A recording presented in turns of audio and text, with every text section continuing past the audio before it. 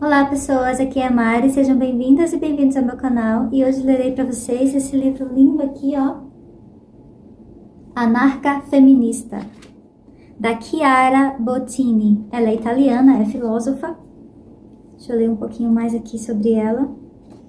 Professora associada de filosofia e diretora de grupos de estudos de gênero, conhecida por seu trabalho sobre como imagens e representações afetam a política e por seus escritos experimentais feministas. Autora de vários livros que abordam a história da filosofia, teoria crítica e feminismo. Essa é sua primeira obra traduzida para português brasileiro. Ah, gente, e sobre essa capa bonita, essa moça que tá aqui, ó, toda tatuada, tá vendo, ó? Não sei se dá para perceber. Deixa eu ler aqui. Argumento da capa. Colagem digital, fotografia de Maudie Wagner, a primeira mulher tatuadora dos Estados Unidos. Além disso, ela própria tinha o corpo quase completamente tatuado e participava de exibições pelo país. Sua imagem transmite força e liberdade. As cores utilizadas foram inseridas por meio de leve degradê entre o preto e o roxo. Cores da bandeira anarca feminista. Muito bonito, né? Design do livro. Então, olha só, deixa eu falar como é que tá organizado aqui o sumário e logo depois eu já leio o prefácio, que vai ser o primeiro vídeo, tá bom? Ela dividiu em 3 pedaços e dentro de cada parte tem vários textos. Aí a primeira parte, corpos no plural e sua opressão. Lutas de interseção, correntes de opressão, anarquismo além do eurocentrismo e sexismo, dentro e contra o feminismo, encontros queer. Aí a segunda parte.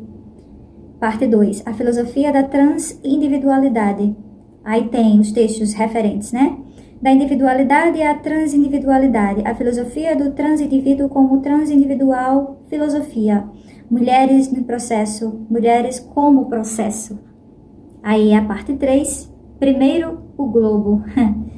Aí os textos, né? A colonialidade do gênero por um feminismo decolonial e desimperial, comunismo somático e o modo capitalista de reprodução. O re tá entre parênteses, produção. Aí o meio ambiente somos nós, ecofeminismo como ecologia queer. Aí um manifesto em andamento. Aí tem um generocídio mundial. Estado soberano é um instrumento de sexo soberano. O meio ambiente somos nós. Pecados capitais. Outra mulher é possível. Ecologia transindividual. Tecnologias do eu. Apenas faça. O fim é o meio. E logo depois tem as notas, a bibliografia e fim. Mas por enquanto estamos apenas no começo. Então vou ler agora os agradecimentos dela, tá? Agradecimentos, bem as primeiras páginas mesmo do livro. Eu comecei a escrever este livro há muitos anos e como costuma acontecer com livros que estão sendo feitos há muito tempo, é difícil reconhecer todas as pessoas e os encontros que foram importantes para o seu desenvolvimento. Além disso, a última parte do processo da escrita coincidiu com a pandemia do Covid-19. Durante estes tempos de isolamento, não só eu não tinha um quarto só meu, o que, como nos lembra Virginia Woolf, é condição necessária para escrever. Morar em um pequeno apartamento em Nova York com 2 filhos significa que eu não tinha nem escrivaninha só minha. Essa, entre outras questões, determinava que eu não tinha acesso ao meu escritório na nova escola, onde estão todos os meus livros.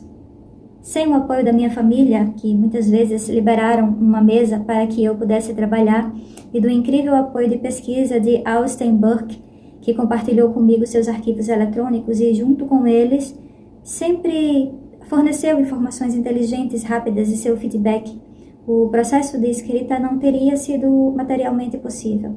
Pelo diálogo constante e apoio inestimável, estou em dívida em um grau que dificilmente pode ser expresso em palavras. Sou grata a Elizabeth Durant por uma amizade e por me emprestar sua própria biblioteca doméstica, onde encontrei uma cópia física de muitos dos livros feministas que, no momento de escrever, estavam presos no meu escritório, assim como no silêncio necessário para a escrita. Pensar é sempre um processo coletivo, mas você precisa de silêncio para ouvir as muitas vozes em sua cabeça. Eu sou incrivelmente grata a ela por me fornecer esse espaço e para conversas feministas que muitas vezes aconteceram como uma refeição deliciosa. Outros amigos e colegas que influenciaram profundamente esse trabalho de uma forma que vai muito além da prática de citar textos como fontes. Maria Pia Lara, minha irmã na imaginação, cujo apoio e o feedback sobre meu trabalho foi inestimável ao longo dos anos. Helena Poutine, que me ensinou o que significa cuidar do mundo. Patrícia Cherovic e Jean-Mason Webster. Patrícia e Jameson, minhas almas gêmeas. Simone Forte, amiga de sempre.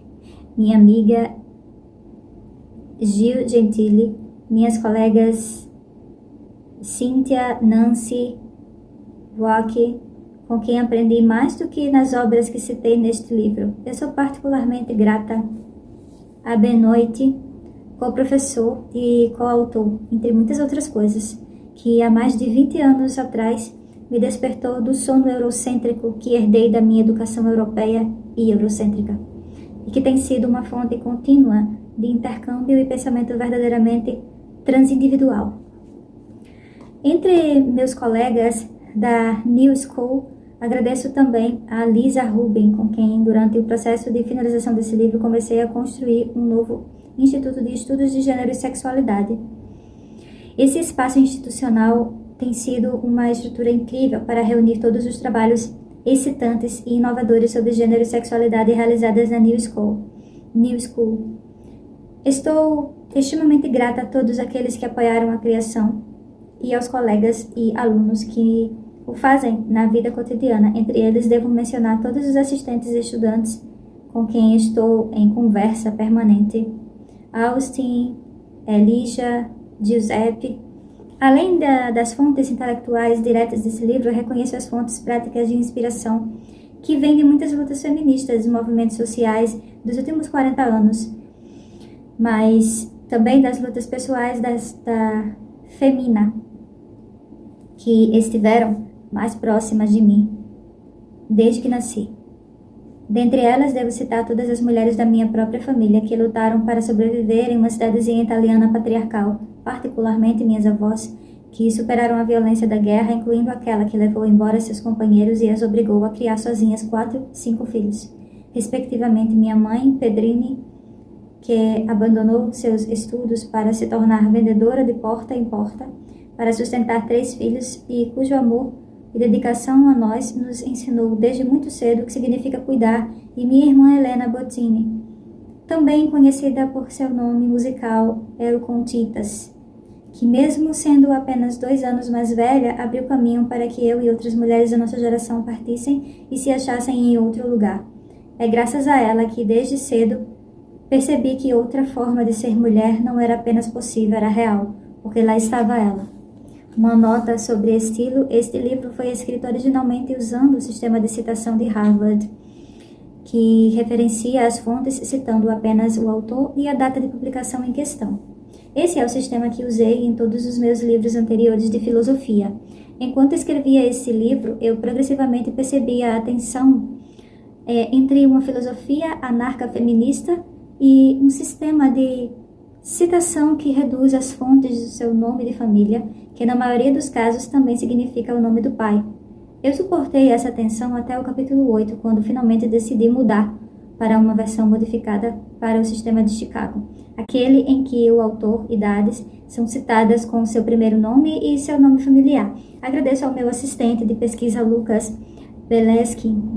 Balestin, que assumiu o encargo de revisar todos os capítulos já escritos, e para Austin Burke, que continuou esse processo. Ao escrever esse livro, descobri uma lente anarca-feminista que, entre outras coisas, me fez perceber que, nas práticas de escrita convencionais, sempre que queremos resumir o nome de um autor e evitar a repetição, o reduzimos ao seu nome de família, porque o último e não o primeiro nome. Porque Simone de Beauvoir deveria se tornar de Beauvoir e assim ser subsumida ao nome de seu pai. Queremos um atalho e encontramos na família, que na maioria dos casos, no Ocidente pelo menos, também significa a família patrilinear e patriarcal. Nesse livro tentei resistir a essa redução, e particularmente depois de discussão sobre a nomeação do capítulo 6, decidi citar as fontes com seus nomes completos. Quando isso se tornou muito repetitivo, alternei citando o primeiro nome e o sobrenome. Isso pode desorientar alguns leitores, enquanto outros podem sentir que isso parece não profissional. Outros ainda podem referir sobre o tal estado de coisas resultado de alguns milênios de patriarcado.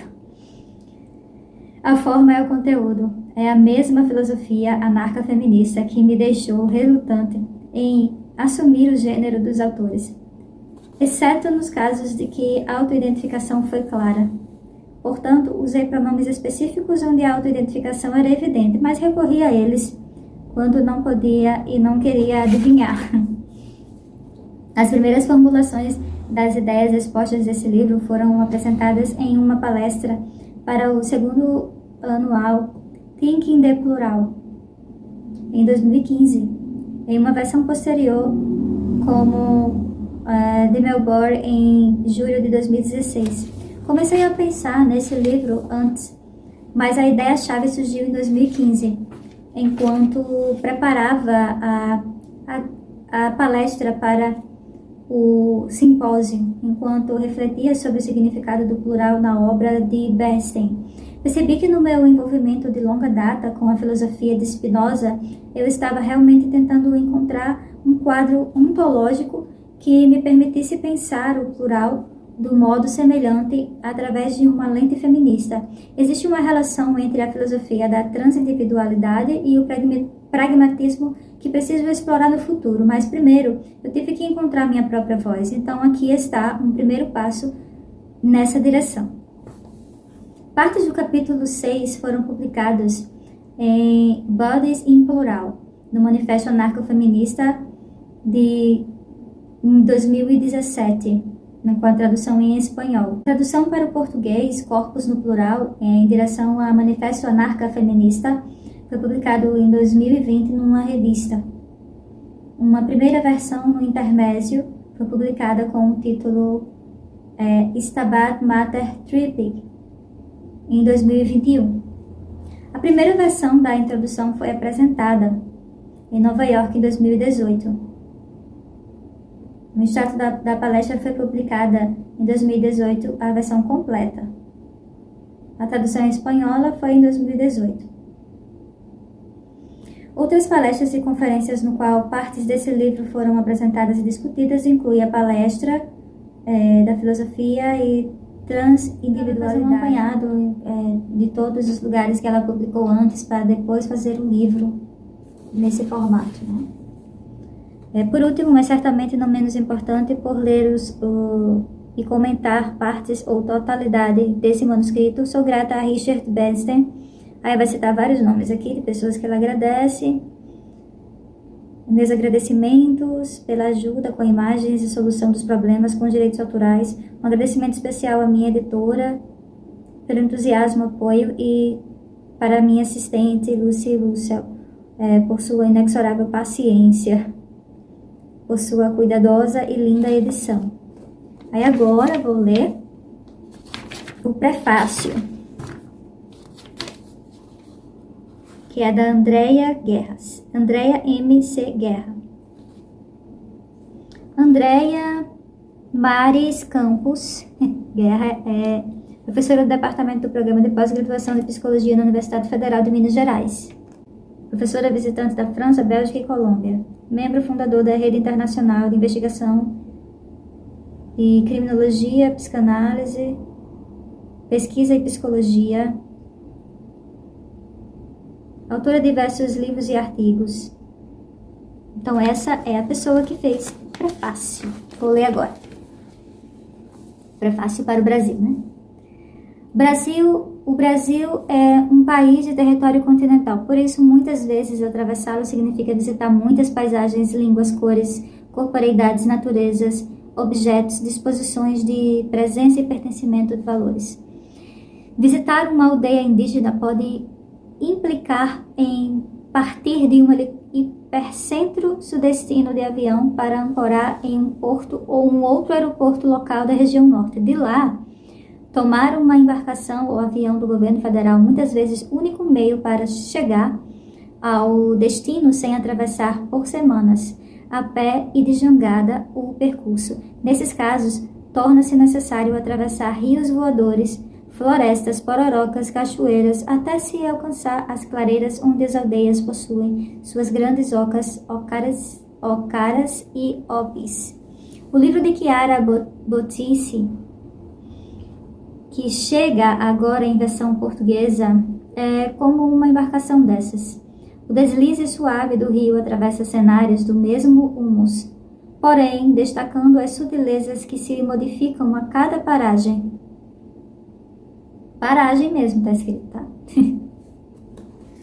Vez por outra, precisamos descer de embarcação e levar a canoa nas costas, pois há quedas d'água intensas, e às vezes surgem repentinamente perigos inauditos, mesmo que são imprevisíveis, porque já conhecidos na geopolítica, na diferença local. São muitos Brasis dentro do Brasil, como são muitas as opressões verificadas para a lente feminista da autora. Numa perspectiva anárquica, Chiara decompõe as múltiplas faces de causas do patriarcado, mostrando que a androcracia sobreviveu a ele. Anarquismo, ela define, não significa ausência de ordem, mas sim a busca de uma ordem social sem um ordenador. A conquista de um modo de vida que se despe das hierarquias, brutalismos e acúmulos desnecessários ao valor de uso, ao comum da vida que pulsa.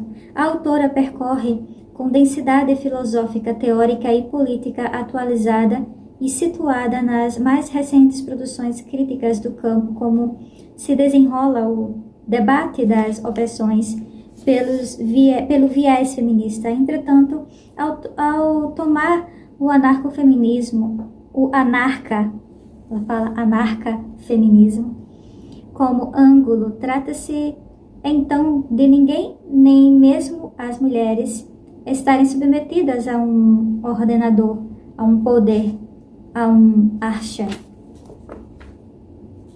Mais do que um rótulo para classificar textos ou pessoas ou um programa filosófico político que se escreve de uma vez por todas, o anarquismo é um método que questiona todas as formas de hierarquia e, portanto, nos convida a investigar como elas se reforçam mutuamente. Aplicado ao feminismo, o prefixo anarca tem a função de sublinhar que nem sexo, nem classe, nem raça, nem cis ou heteronormatividade, nem qualquer outro produto que possamos retirar de nossa prateleira de gênero jamais poderá aspirar a ser o fator único, o axé, que explica. O axé ou arqui, não sei se eu estou lendo direito, que explica e, portanto, se recusa a explicar o pluralismo causal da opressão das mulheres.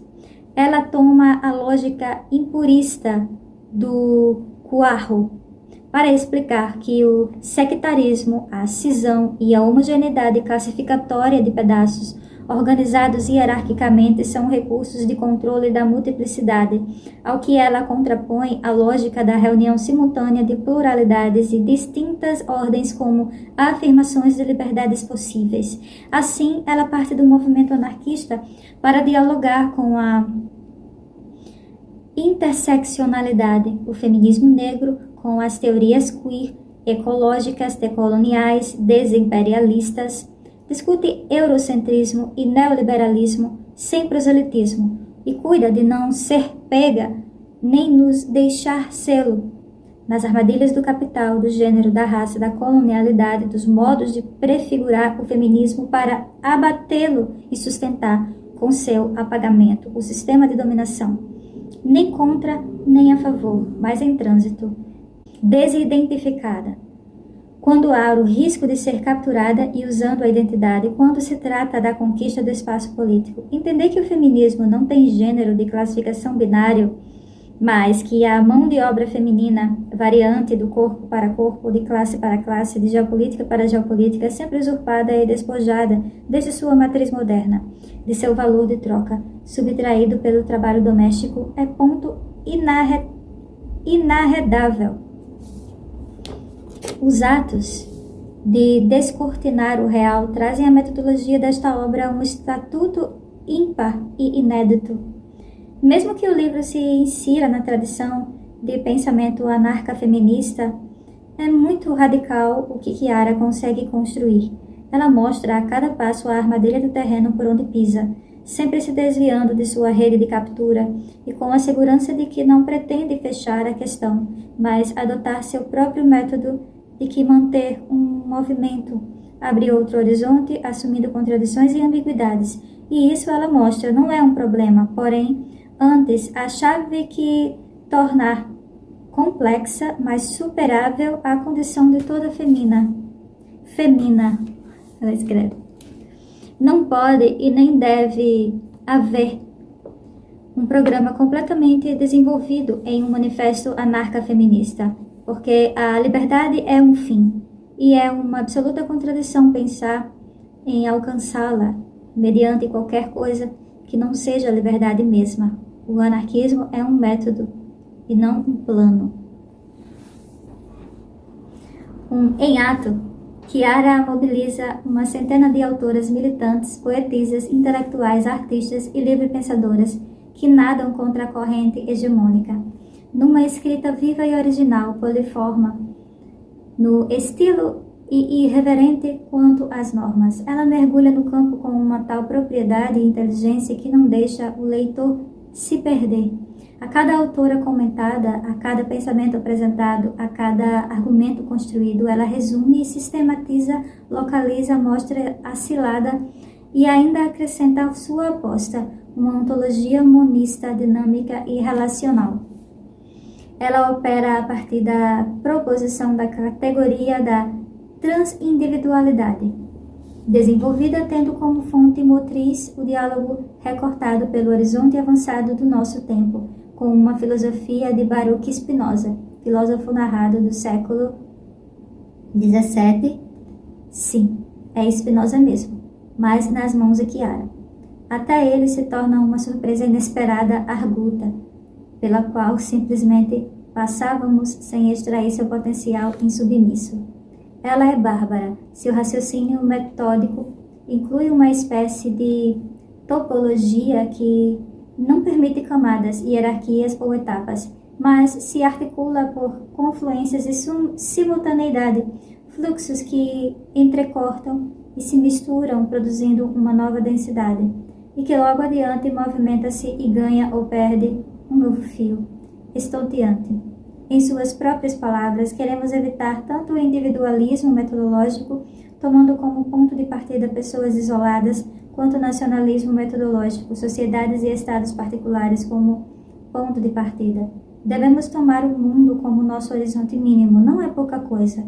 Sua sutileza interrogante e permanentemente em descentramento aparece, por exemplo, na diferença entre interseccionalidade e interstício.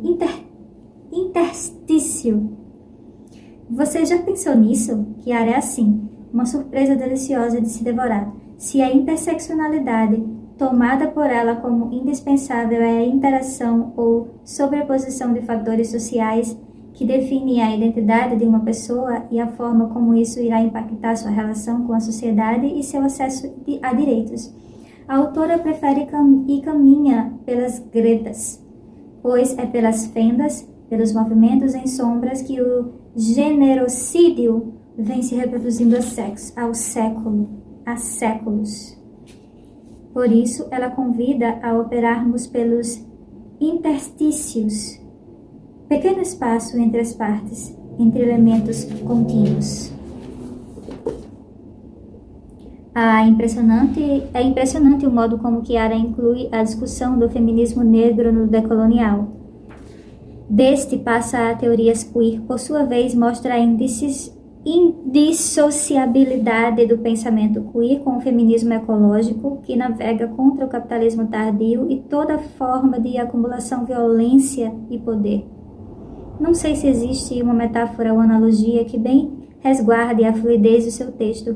Ela coloca com sucesso em ato de escrita o movimento contido em sua hipótese sobre a transindividualidade com ferramenta analítica de transformação em cinesia. Sobre a explicação da diferença entre femina e feminina. Sobre a explicação da diferença entre femina e feminina, ou sobre o porquê de anarca e não anarco-feminismo. Não vou dar spoiler. Você vai adorar conhecer lendo. Aliás, você tem em mãos um livro para ser deglutido. De glute em glute. Adorei. Ainda que não sacie. E a autora ainda encontra espaços no rigoroso texto para os intermesos. Momentos de intervalos em que o texto, tão argumentativo e elucidativo, abre uma pausa para a mulher se exercer em sua liberdade. Mulher Chiara, então, se mostra. Da necessária superação de todo o movimento opressivo, se desejamos vencer o machismo e a misoginia, nasce um olho de água libertário. Assim se configuram ao longo da obra espaços-tempos de trégua na árdua luta. O livro possui uma estrutura sólida. Inicia-se com o diálogo com seu tempo e com o estado da arte das ondas feministas, partindo do encontro contemporâneo com a interseccionalidade com o feminismo negro e o feminismo queer. Na sequência, mergulha na grande tese spinoziana do plural do monismo que o movimento da vida cria, decantando a categoria transindividual. Assim, Chiara apõe o super ao infra e entre o intra. Intrasáveis. Ao movimento anarca-feminista assim se delineia. Ele aponta as armadilhas do essencialismo, do regionalismo, do culturalismo, da relativização, dos dualismos, sem que a autora incorra nas crenças modernas da falsa hierarquização dos seres e do mundo, ou da ilusão naturalizada do poder, assentado na tirania da neutralidade e da universalidade. Suas análises mitológicas e iconográficas são outra rasteira. A Virgem Maria e a Mulher Macaco colombiana, lado a lado, colocam em xeque a negação, a exotização e a inferiorização do feminino, mostrando como o binarismo, como uma norma forjada, é parte de um conjunto maior que deseja o controle dos corpos, de todos os corpos. Por isso, não basta lutar contra o patriarcado, o Estado, o imperialismo e a colonialidade, contra o binarismo normativo, contra o racismo ou contra o modo de acumulação capitalista apenas. Uma lógica opressiva se assenta e se fortalece com base na outra sucessivamente. Trazendo a fortuna crítica dos feminismos que antecede sua densa tessitura, Chiara é incansável em cada volteio na discussão dos múltiplos sistemas de dominação, esquadrinhando sua estrutura e descortinando seus efeitos. No verdadeiro trabalho arqueológico-filosófico, o livro culmina na aposta de uma forma de ecofeminismo como ecologia trans-individual e queer, numa proposta de um feminismo também, mas não somente decolonial e desimperial, sim. E cada desmanche coloca a nu peças que outro desmonte não vislumbrava. Assim se desfaz um mundo de categorias de controle numa lógica anárquica em que arqué, equivalido e poder deixa o rei nu. Em movimento elíptico, Chiara rasga todo o monopólio e cria uma chave múltipla. Ela gira em muitas dimensões em direção a uma proposta utópica, mas não ingênua, a libertação de toda sujeição. Em ato contínuo e permanente, ela mesma nos deixa seu convite. Comece sua revolução agora. Nenhum lugar é pequeno demais para começar, porque o tirano não está apenas fora de nós, mas também está dentro de nós. Não se trata necessariamente de uma luta contra, mas de uma afirmação nova. Está implícito no próprio processo de embarcar em um projeto anarca-feminista, que devemos lutar por um mundo mais além da oposição binária entre homens e mulheres e, por isso, também além do próprio feminismo. É preciso ler caminhando e deixando para trás, a cada passo, uma crença, uma peça, uma certeza. Mas não é isso a utopia? O que nos faz caminhar? Se o percurso é longo, estamos em boa companhia com essa obra. Avante! Andréa M.C. Guerra, maio de 2024. Então essa foi a parte do prefácio. E no próximo vídeo darei continuidade com a introdução, tá? Então é isso. Começamos hoje Anarca Feminista, de Chiara Bottini. Obrigada por me ouvir. Até a próxima. Tchau!